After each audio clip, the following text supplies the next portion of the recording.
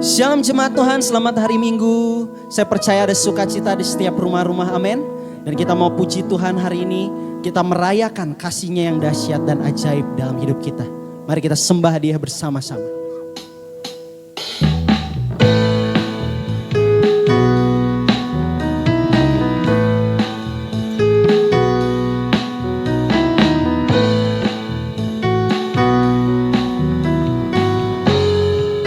Sama-sama dalam rembulan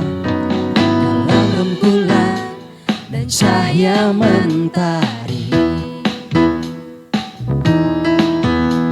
di gelap badan dan indahnya pelangi.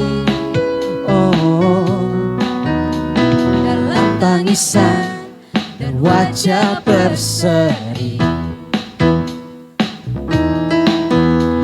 kan ku temukan kasih terbesar bagi dunia ini.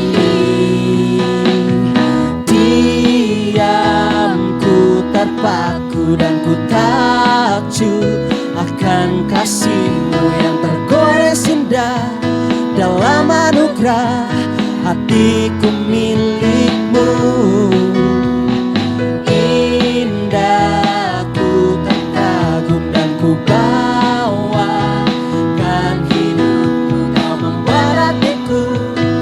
jadi baru, bahagiaku mengenalmu.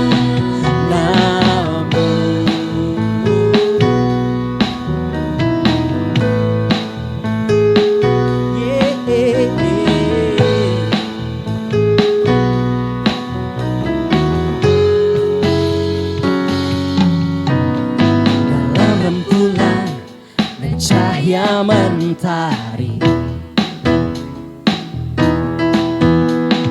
gelap badai, indahnya pelangi,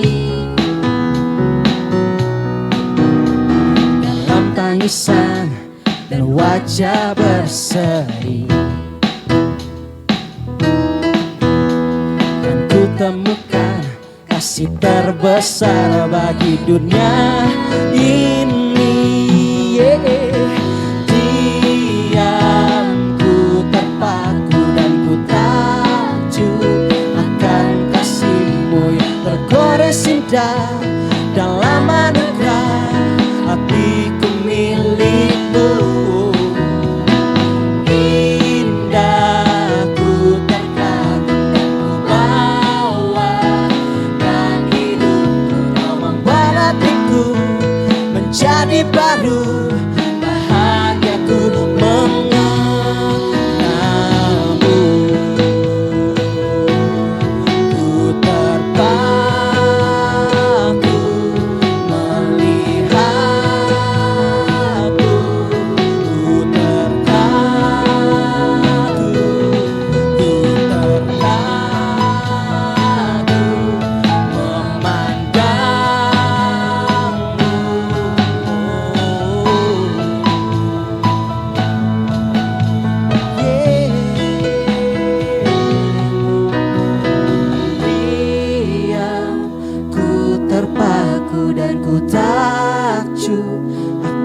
Kasih-Mu yang tergores indah. Dalam anugerah hatiku milik-Mu. Indah ku terkagum dan ku bawakan hidupku. Kau membuat hatiku menjadi baru, bahagiaku mengenal. Diamku terpaku dan ku takjub akan kasih-Mu yang tergores indah. Dalam anugerah hatiku milik-Mu. Indah ku terkagum dan ku bawakan hidupku. Kau membuat hatiku menjadi baru, bahagiaku mengenalmu.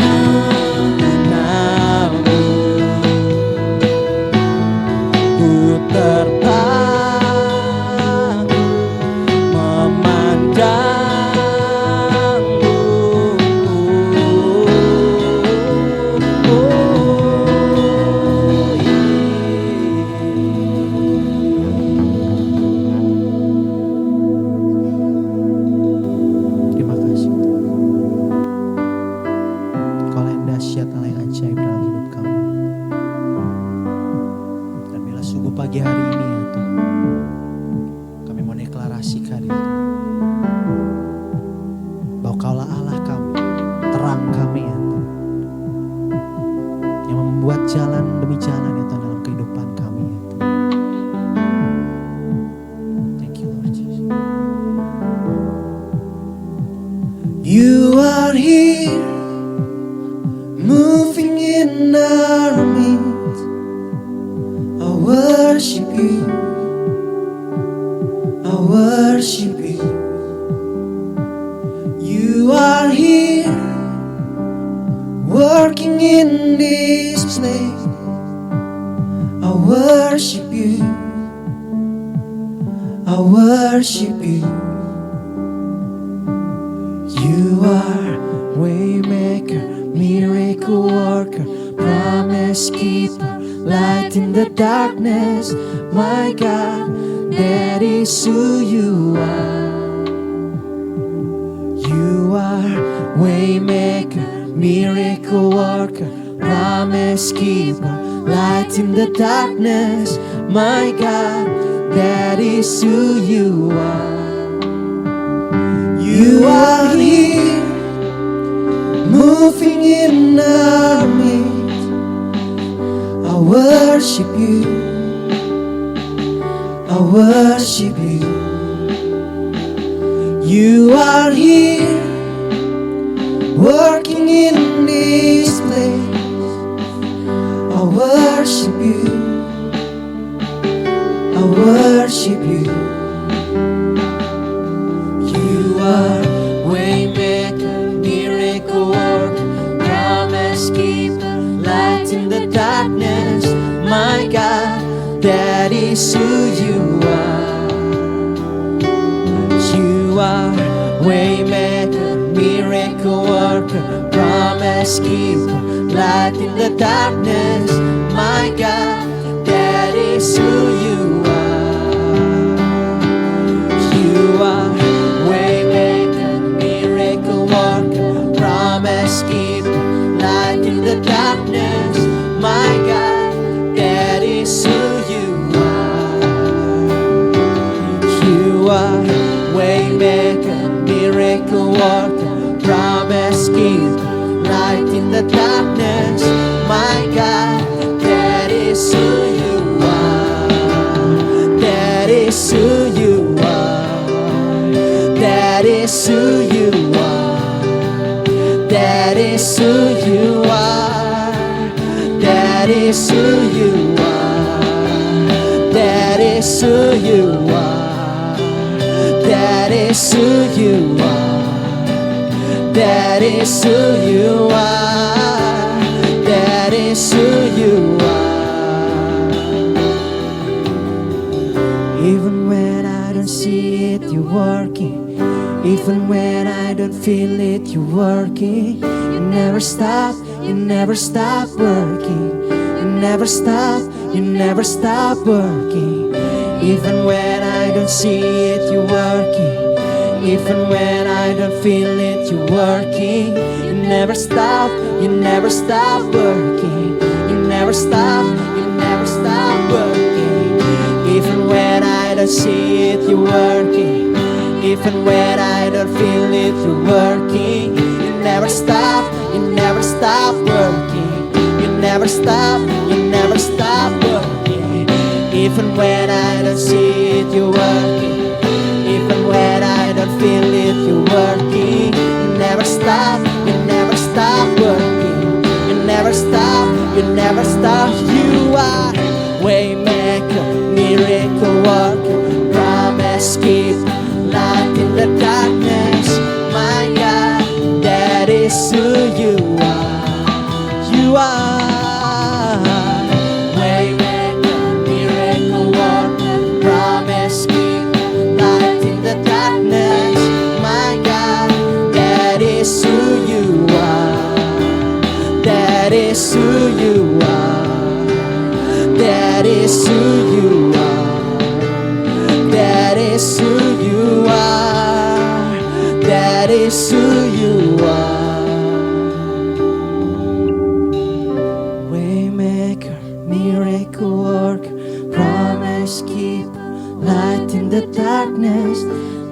God, that is who you are. You are waymaker, miracle worker, promise keep, light in the darkness. My God, that is who you are. Oh,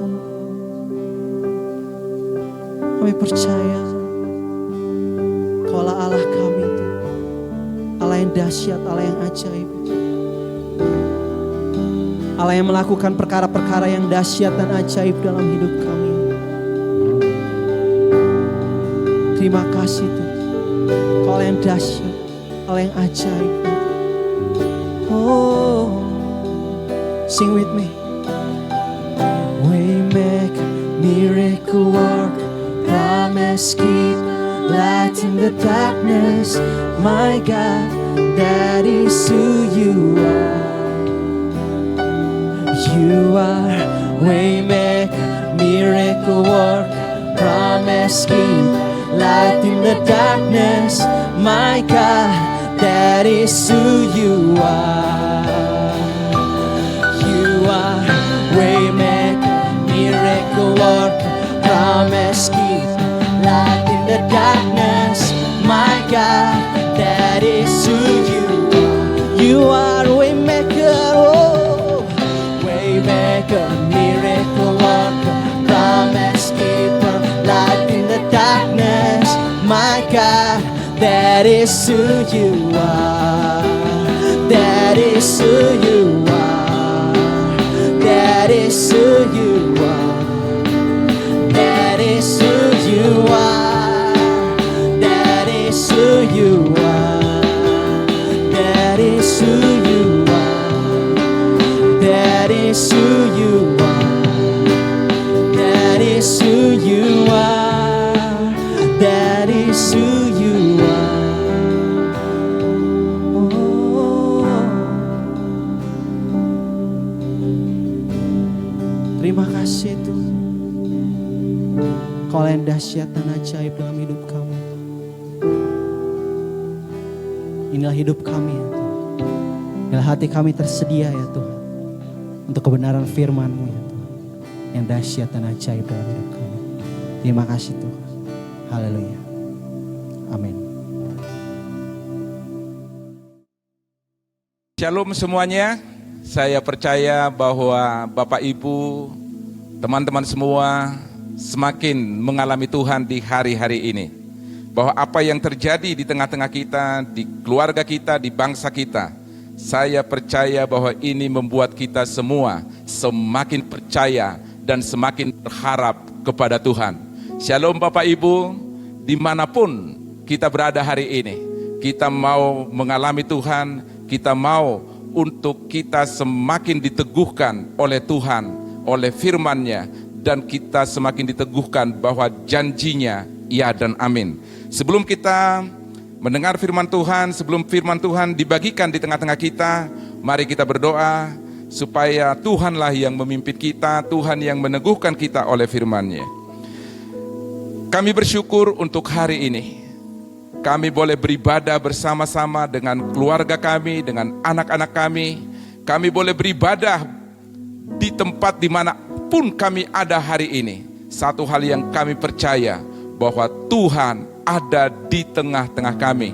Tuhan akan meneguhkan firman yang kami dengar. Untuk firman itu boleh kami terima, boleh tertanam di hati kami, dan boleh bertumbuh, dan itu boleh berbuah lebat. Kami percaya kuasa firman Tuhan akan kami alami. Yang lemah diberikan kekuatan, yang sakit disembuhkan, dan yang jatuh dibangkitkan kembali. Terima kasih Tuhan. Kami sambut firman Tuhan hari ini dengan sukacita. Mari semua kita yang siap menyambut firman Tuhan katakan amin, amin. Shalom. Sukacita yang luar biasa. Kita masih bisa beribadah dalam suasana yang sangat terbatas ini. Tetapi kita akan maju terus. Kita akan melangkah, kita tidak akan mundur. Dan kita tidak akan mundur satu langkah pun. Kita akan tetap maju. Kita akan tetap melangkah untuk kita boleh menunaikan dan menyelesaikan panggilan Tuhan melalui hidup kita dan juga melalui keluarga kita, melalui jemaat dan juga melalui bangsa ini. Satu hal yang ingin kita belajar di hari ini adalah tentang empati. Empati ini berbicara tentang perasaan, pemikiran, emosi, dan juga berbicara tentang penderitaan atau kesulitan yang dialami oleh orang lain. Empati ini berbicara tentang bagaimana kita memahami, mendalami cara pandang orang lain tanpa merubah integritas dan identitas kita. Empati ini berbicara memandang masalah dengan perspektif orang lain. Dan dikatakan bahwa empati ini akan membawa kita untuk kita bisa merasakan emosi orang lain. Dan dikatakan bahwa empati ini akan mengurangi kritik di tengah-tengah kita, di tengah-tengah keluarga, di tengah-tengah jemaat. Empati juga akan mengurangi omelan satu dengan yang lain. Empati juga akan mengurangi konflik. Dan juga kalau ada konflik itu akan dipersingkat usianya kalau kita empati satu dengan yang lain. Empati juga akan menguatkan persahabatan di tengah-tengah kita. Dan empati juga akan membuat kita untuk saling memberkati.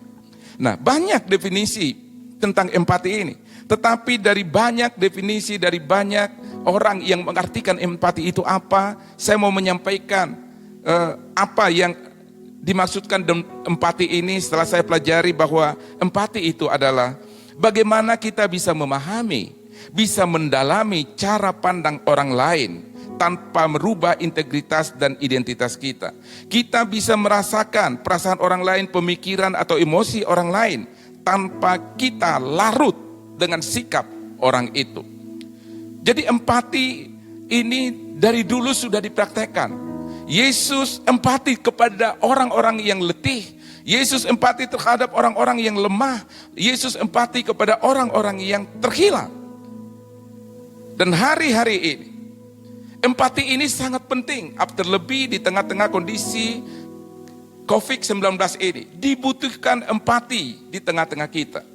Nah, sebelum kita bahas lebih lanjut, saya mau membacakan kepada kita firman Tuhan yang mendorong kita untuk bisa empati satu dengan yang lain, yaitu di dalam 1 Petrus 3 ayat 8 sampai 12 dikatakan seperti ini. Dan akhirnya hendaklah kamu semua seia sekata, seperasaan, mengasihi saudara-saudara, penyayang dan rendah hati, dan janganlah membalas kejahatan dengan kejahatan atau caci maki dengan caci maki, tetapi sebaliknya hendaklah kamu memberkati, karena untuk itulah kamu dipanggil, yaitu untuk memperoleh berkat. Sebab siapa yang mau mencintai hidup dan mau melihat hari-hari baik, ia harus menjaga lidahnya terhadap yang jahat dan bibirnya terhadap ucapan-ucapan yang menipu. Ia harus menjauhi yang jahat dan melakukan yang baik. Ia harus mencari perdamaian dan berusaha mendapatkannya. Sebab mata Tuhan tertuju kepada orang-orang benar dan telinganya kepada permohonan mereka yang minta tolong, tetapi wajah Tuhan menentang orang-orang yang berbuat jahat. Nah, firman Tuhan ini, kalau kita baca sebelumnya, perikop sebelumnya, yaitu nasihat Tuhan kepada keluarga, kepada suami dan istri. Tuhan menasihati suami dan istri bahwa mereka harus berempati satu dengan yang lain. Mereka dinasihati oleh Tuhan supaya suami mengerti akan istrinya dan istri mengerti akan suaminya. Tuhan mendorong mereka untuk ada saling pengertian, saling perasaan satu dengan yang lain. Supaya apa? Supaya mereka menggenapi apa yang Tuhan sudah tetapkan. Supaya keluarga-keluarga menggenapi apa yang Tuhan sudah tetapkan, yaitu keluarga yang ilahi, keluarga yang hidup dalam kerajaan Tuhan, keluarga yang dibangun dengan prinsip firman Tuhan, untuk kita bisa berjalan di dalam prinsip firman Tuhan ini, dan kita terus maju bersama-sama, kita harus empati satu dengan yang lain. Terlebih suami harus empati dengan istrinya, istri harus empati dengan suaminya. Mereka di tengah-tengah perbedaan yang mereka alami, di tengah-tengah kekurangan yang mereka alami, Tuhan menasihatkan, hendaklah engkau hidup penuh kasih dan penuh damai di tengah-tengah keluargamu.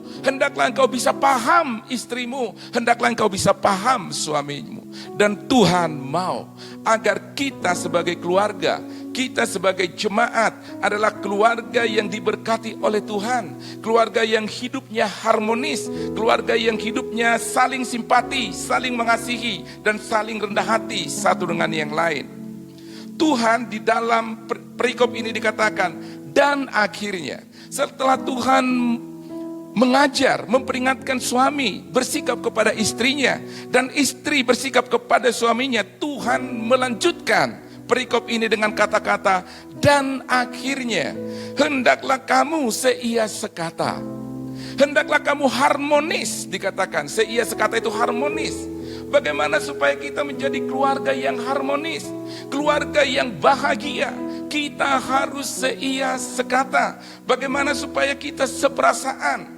Seperasaan itu artinya simpati satu dengan yang lain, sepenanggungan satu dengan yang lain, untuk kita bisa menggenapi apa yang Tuhan tetapkan di dalam keluarga kita. Tidak ada cara yang lain selain kita seia sekata dengan istri kita, seia sekata dengan suami. Kita harus benar-benar bisa merasakan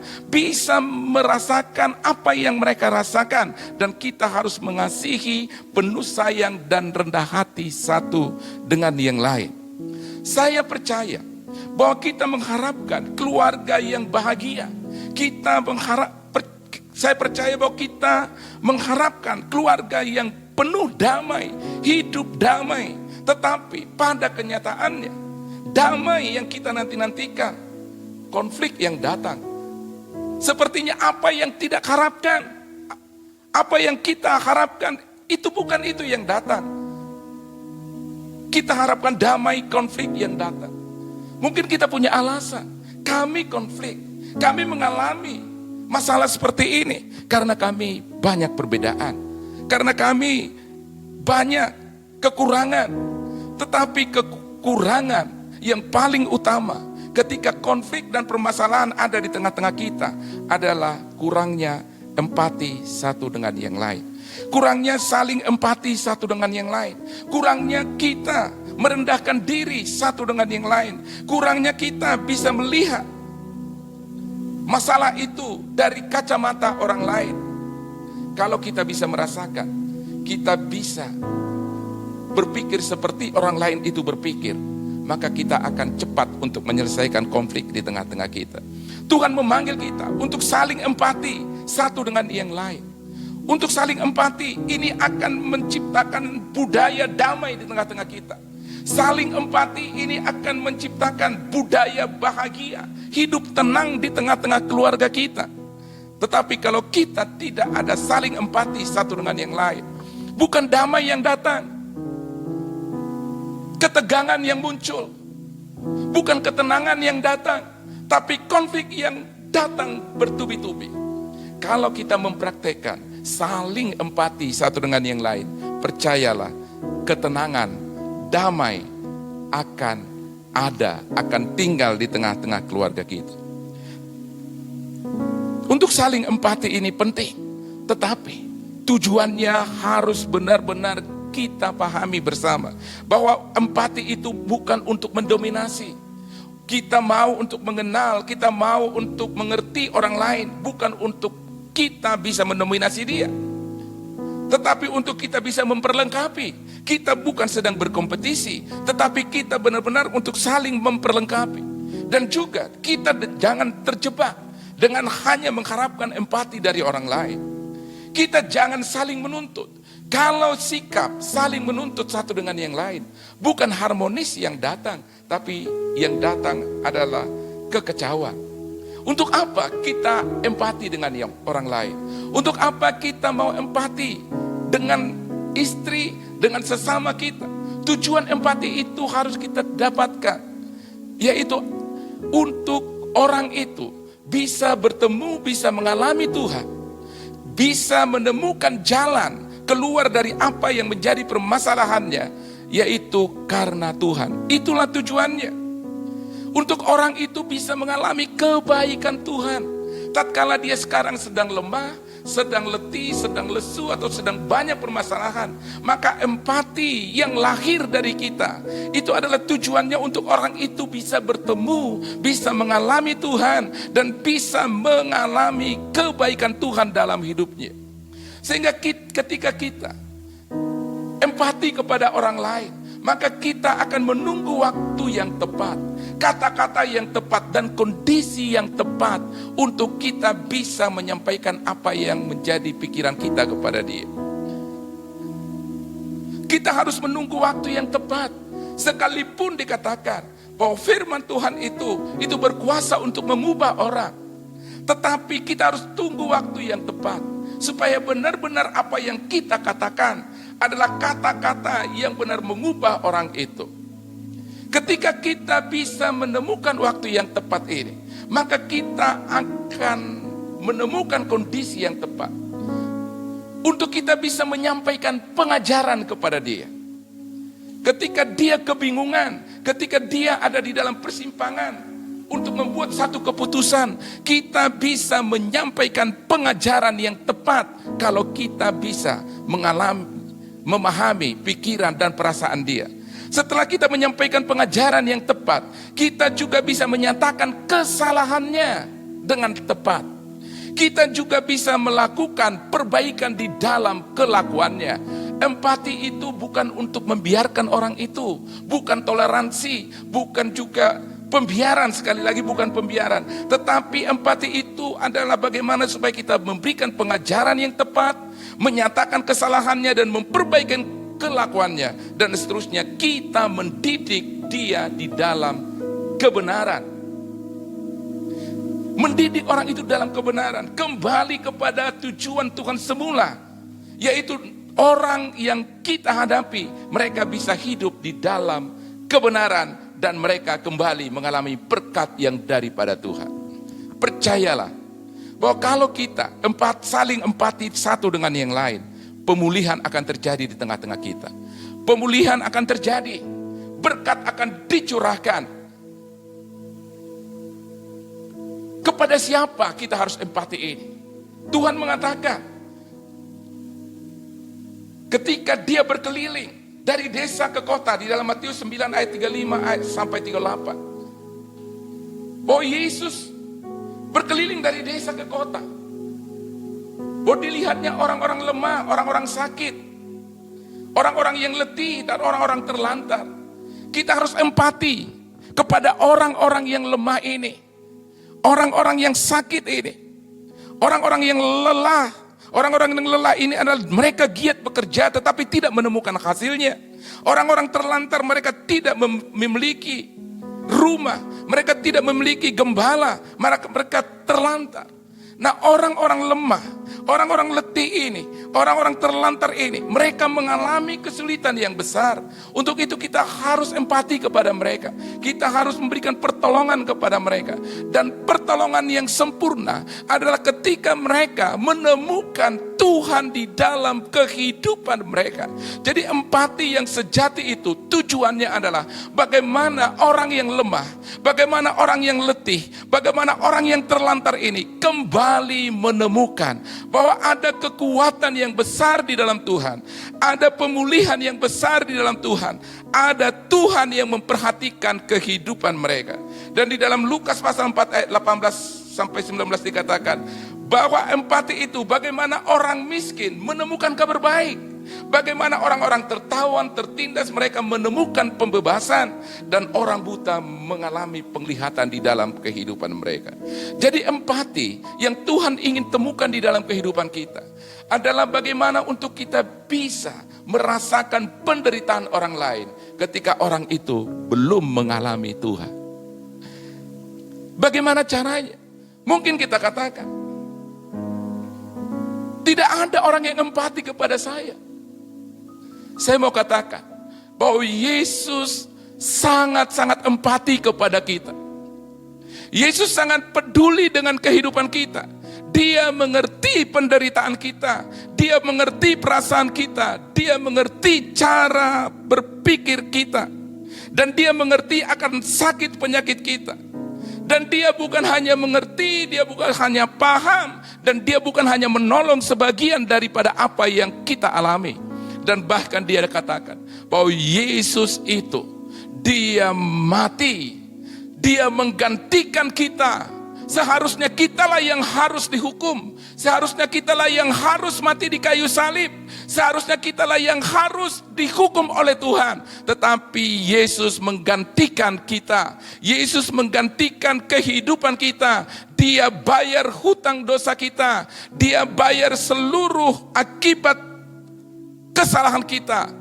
Dia bayar seluruhnya di kayu salib.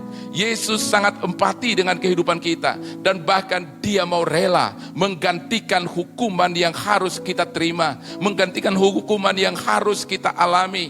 Yesus sangat empati dengan kita. Kalaupun kita katakan hari ini, tidak ada yang empati bagi saya. Yesus sangat empati bagimu hari ini. Dia benar-benar mengerti perasaanmu.